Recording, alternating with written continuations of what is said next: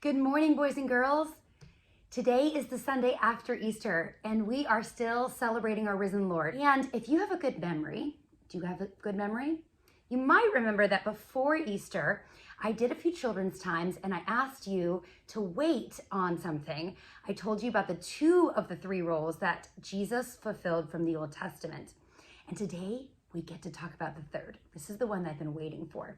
So we talked about how Jesus fulfilled the role of a prophet. Remember, he spoke the words of God to his people and he warned and declared people that the day of the Lord is coming.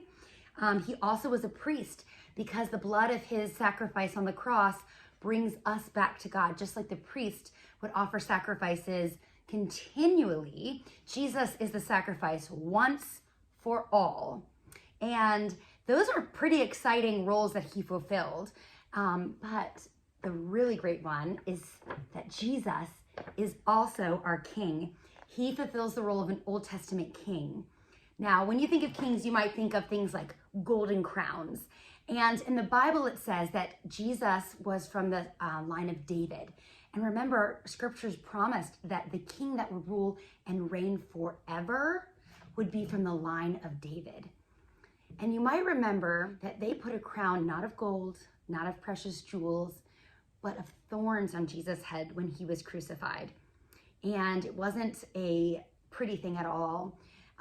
He humbled himself and bore that for us. And they actually teased him, kind of an ironic way for us now, that he was, behold, the King of the Jews. And they were kind of teasing him. You know what it means to be teased, right? They didn't mean it seriously. They were kind of making fun of him. But he gave himself up willingly. He sacrificed himself once for all.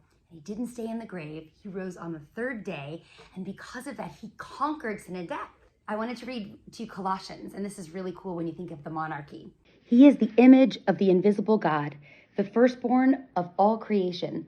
For by him all things were created, in heaven and on earth, visible and invisible, whether thrones or dominions or rulers or authorities.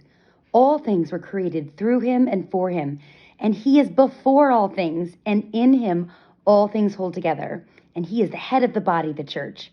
He is the beginning, the firstborn from the dead, that in him everything might be preeminent. He is truly the root, and he is the one that is before and in all things. I will see you guys next week.